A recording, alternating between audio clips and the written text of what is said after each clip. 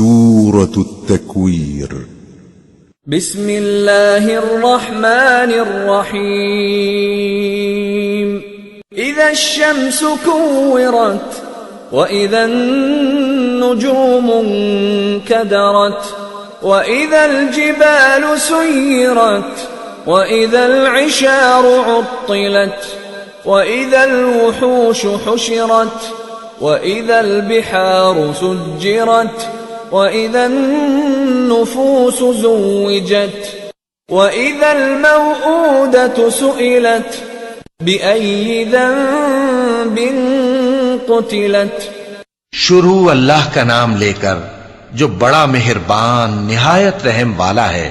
جب سورج لپیٹ لیا جائے گا اور جب تارے بے نور ہو جائیں گے اور جب پہاڑ چلائے جائیں گے اور جب بیاہنے والی اونٹنیاں یوں ہی چھوڑ دی جائیں گی اور جب وحشی جانور جمع کیے جائیں گے اور جب سمندر آگ ہو جائیں گے اور جب روحیں جسموں سے ملا دی جائیں گی اور جب اس بچی سے جو زندہ دفنا دی گئی ہو پوچھا جائے گا کہ وہ کس گناہ کے سبب قتل کر دی گئی.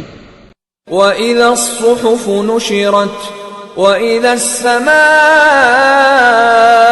كُشِطَتْ وَإِذَا الْجَحِيمُ سُعِّرَتْ وَإِذَا الْجَنَّةُ أُزْلِفَتْ عَلِمَتْ نَفْسٌ مَّا أَحْضَرَتْ. اور جب اعمال کے دفتر کھولے جائیں گے اور جب آسمان کی کھال کھینچ لی جائے گی اور جب دوزخ کی آگ بھڑکائی جائے گی اور جب بہشت قریب لائی جائے گی تب ہر شخص معلوم کر لے گا کہ وہ کیا لے کر آیا ہے. فلا اقسم بالخنس الجوار الكنس والليل اذا عسعس والصبح اذا تنفس انه لقول رسول كريم ذي قوة عند ذي العرش مكين مطاع ثم امین.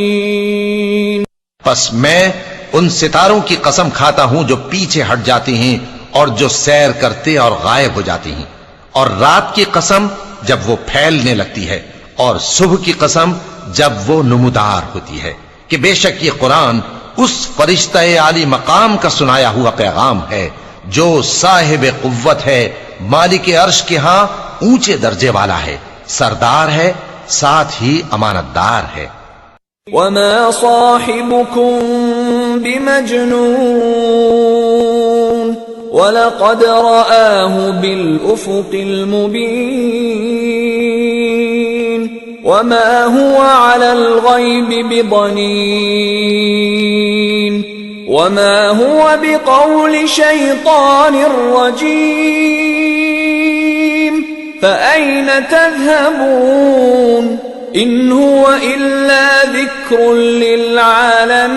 للعالمين لمن شاء منكم أن يستقيم وما تشاءون